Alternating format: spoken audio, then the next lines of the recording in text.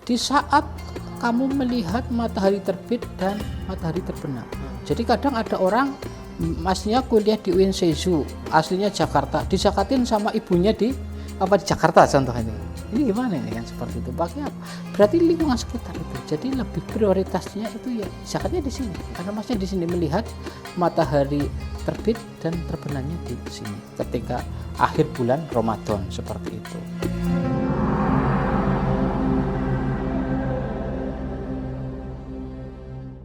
Assalamualaikum Bapak. Waalaikumsalam warahmatullahi wabarakatuh. Waduh, semangat banget nih di sore kali Ya, ini. Alhamdulillah. Alhamdulillah. Padahal lagi puasa ya Pak. Iya, ini agak lemas ini. Aduh. Masya Allah. Aduh. Emang tadi sahur pakai apa Pak? Tadi pakai sayur lodeh, agak kesiangan ini bangunnya, untung bisa sampai imsak bisa selesai makannya, jadi nggak apa-apa walaupun terburu-buru ini.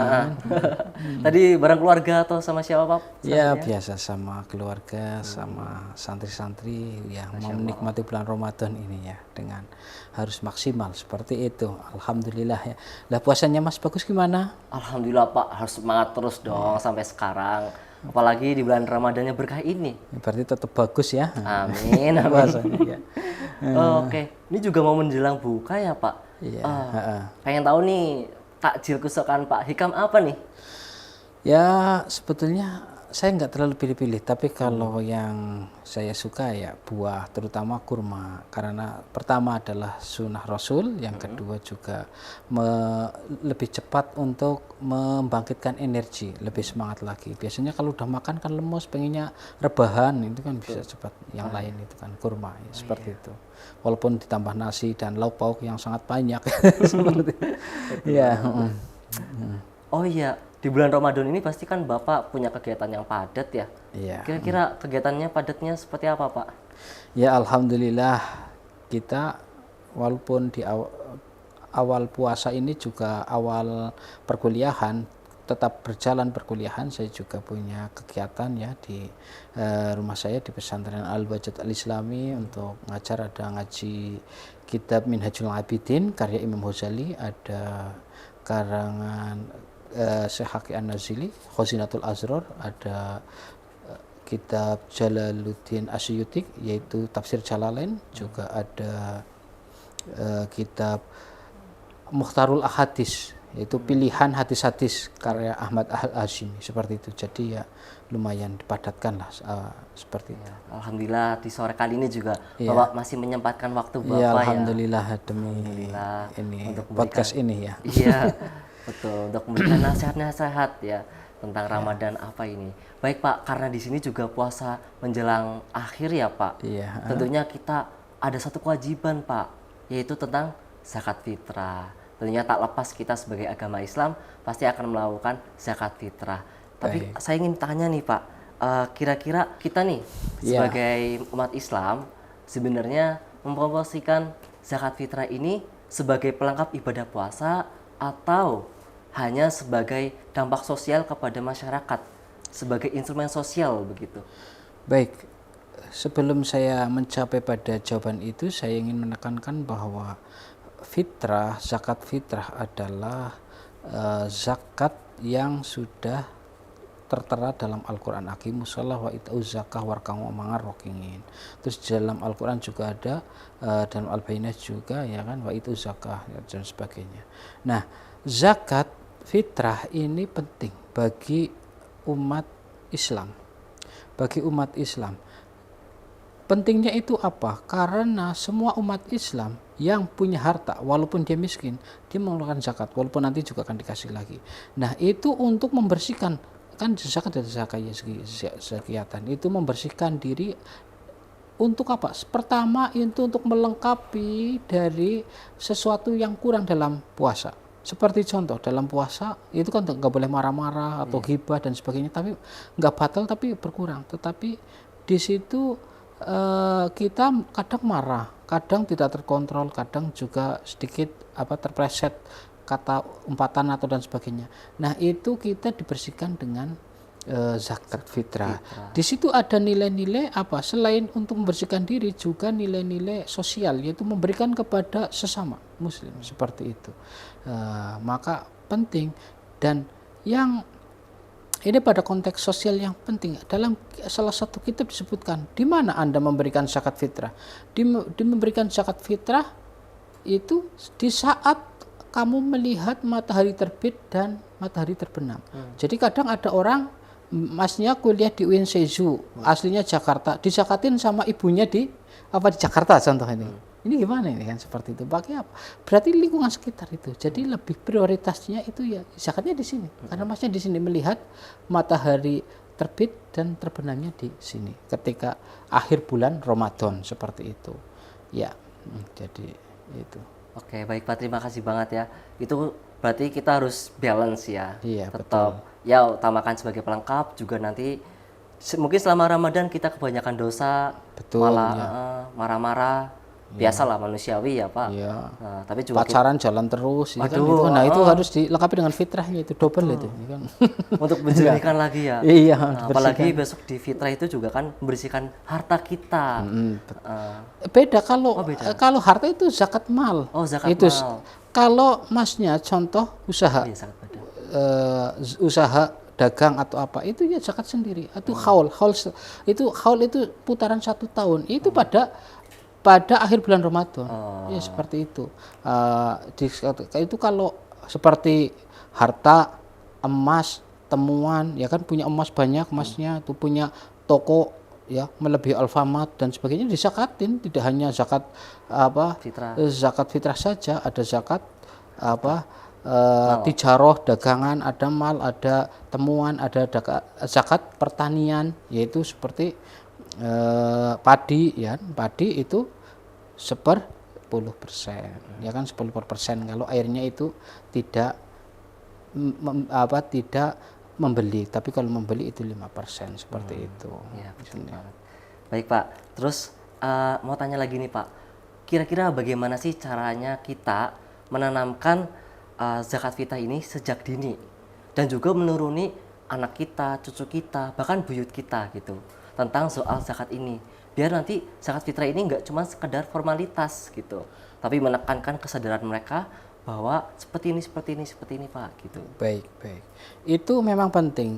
Saya juga teringat pada didikan orang tua saya dulu ketika masih kecil. Zakat fitrah itu apa? Zakat itu kan yang membersihkan, dari saya awal ketika. Jadi membersihkan diri. Seperti kita itu mandi, membersihkan diri. Itu banyak kotorannya.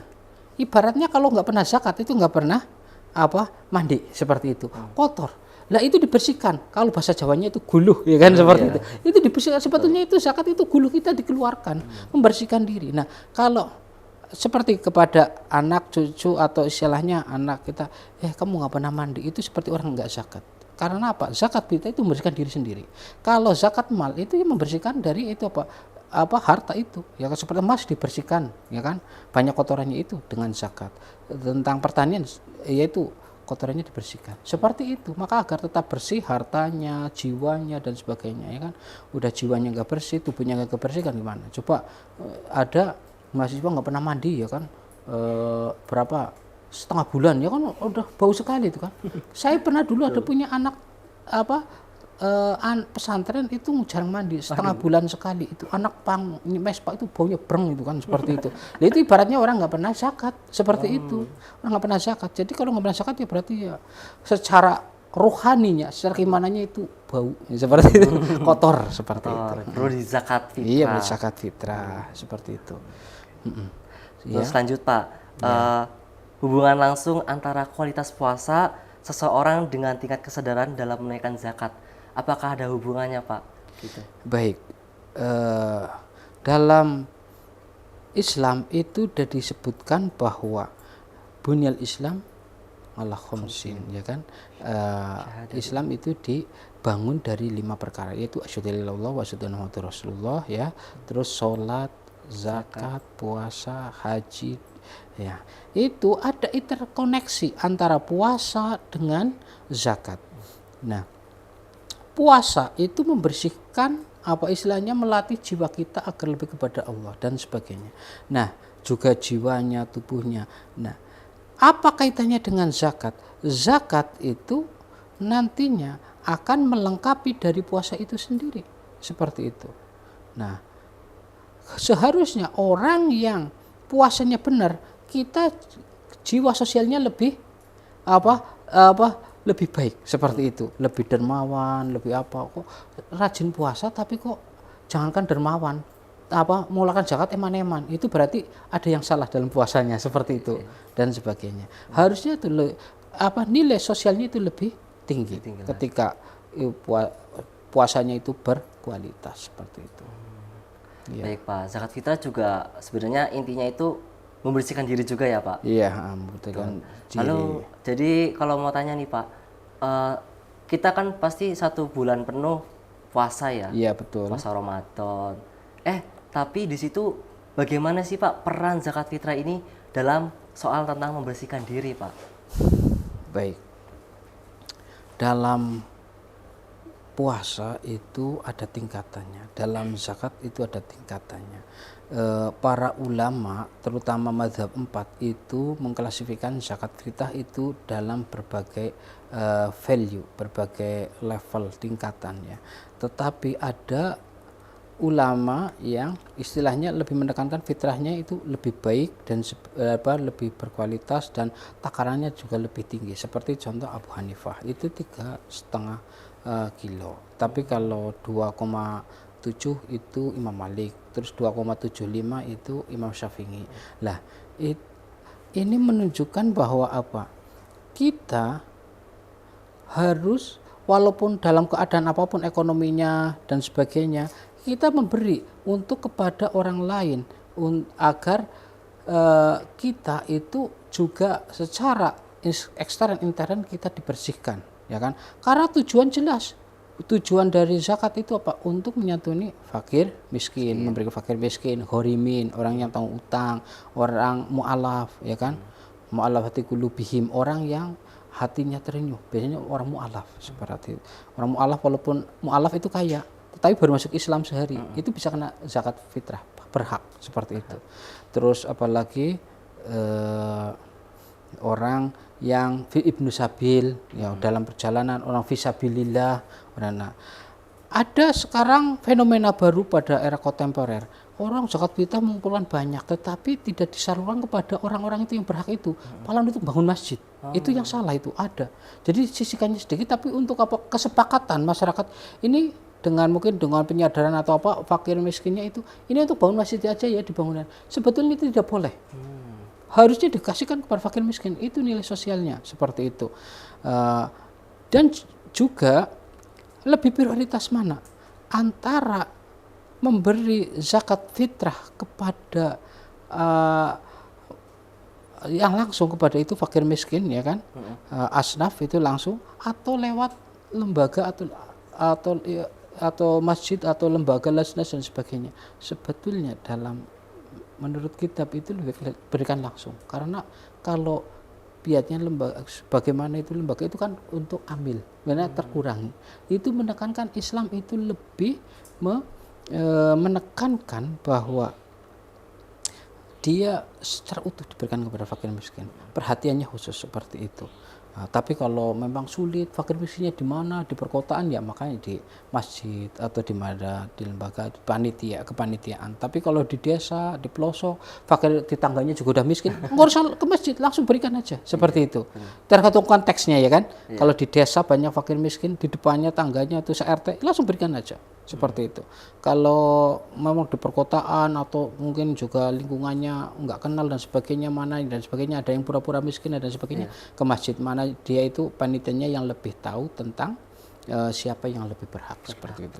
Walaupun itu nanti amilnya dapat bagian itu.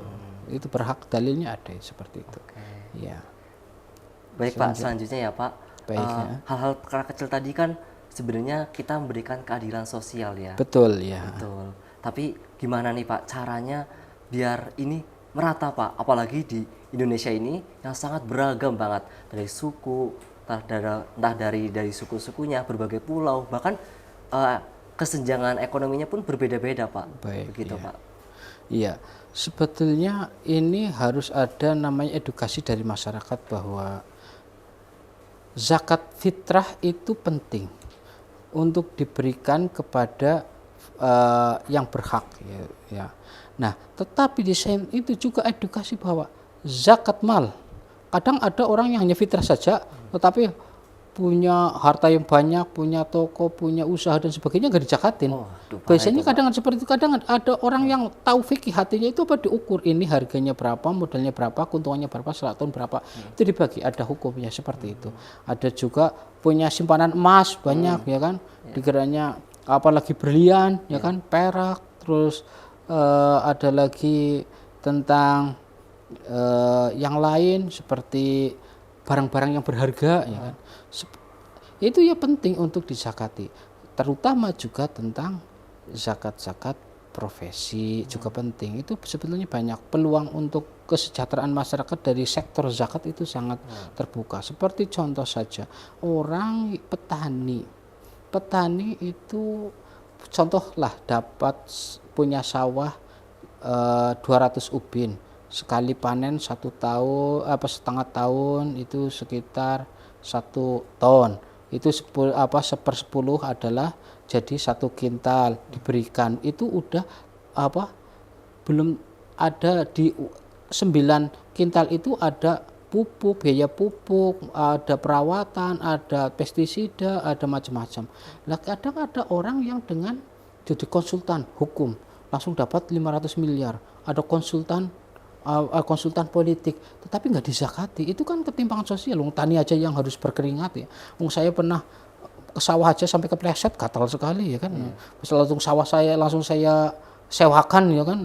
Ya kan, itu kan berkeringat dan sebagainya. Namanya pertanian aja dizakatin, masa yang itu hanya yang seperti proyek-proyek besar dan sebagainya nggak disakati. Maka itu perlu ada namanya keseimbangan, kestabilan sosial agar masyarakatnya itu bisa meratakan.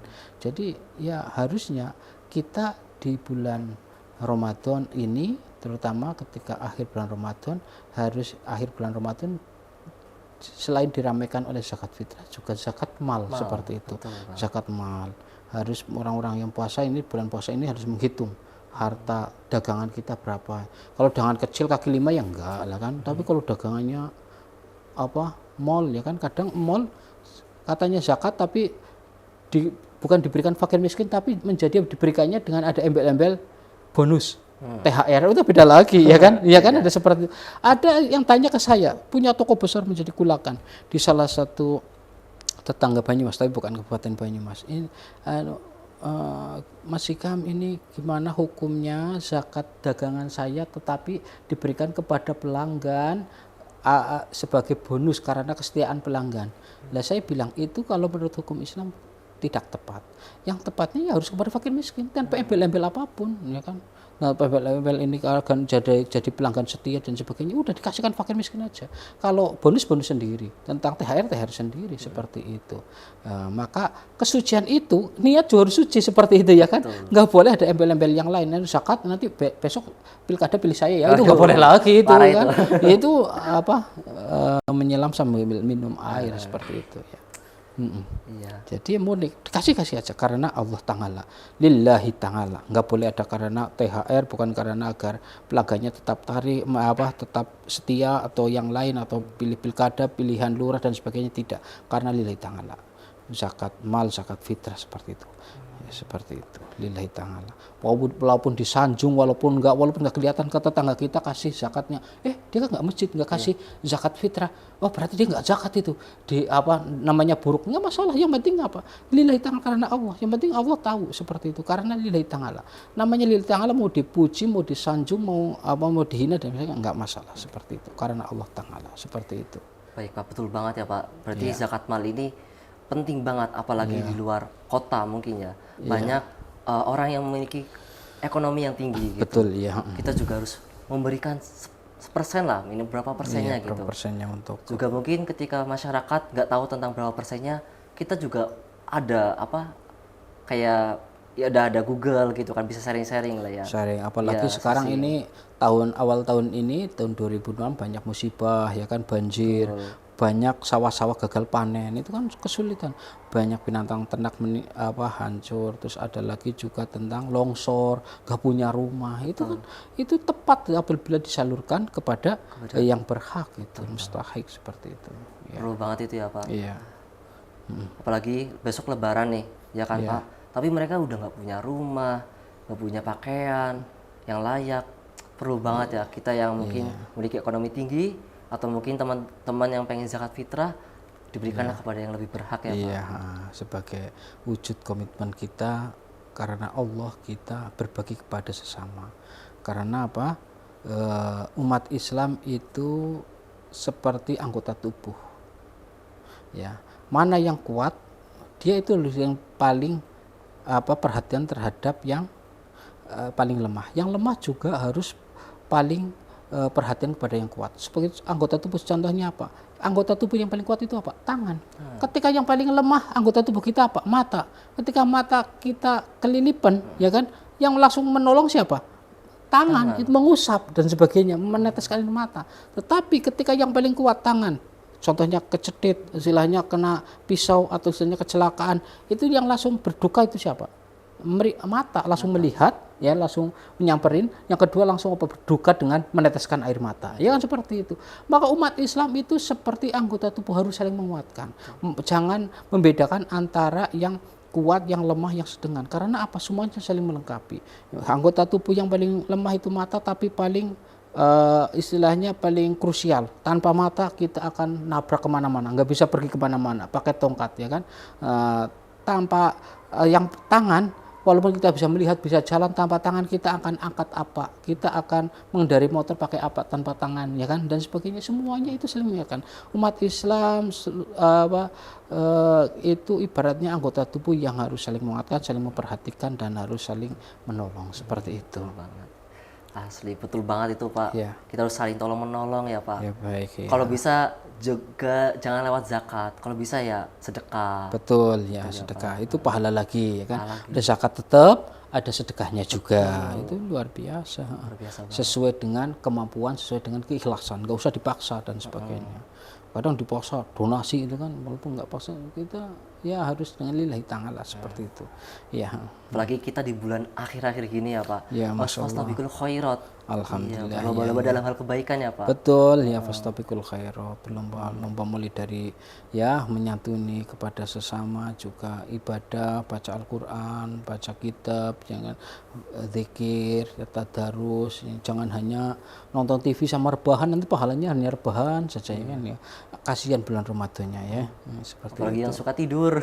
Iya, itu hanya ibadahnya apa? Nanti malaikat itu ketika meninggal bulan Ramadan hanya ibadahnya ibadah tidur saja, hanya rebahannya itu yang lain, pada baca Quran, pada zikir, pada tadarus, pada istilahnya bersedekah dan sebagainya. Itu nanti kita akan iri ketika itu tidak dapat apa-apa. Maka fastabiqul khairat, betul itu yang disampaikan oleh Mas Bagus. Maka kita harus optimalkan kemampuan kita untuk mengisi Ramadan sebaik-baiknya, agar kita nanti menjadi fitrah kembali, lahir kembali, seperti bayi yang baru lahir, tidak punya dosa, seperti itu.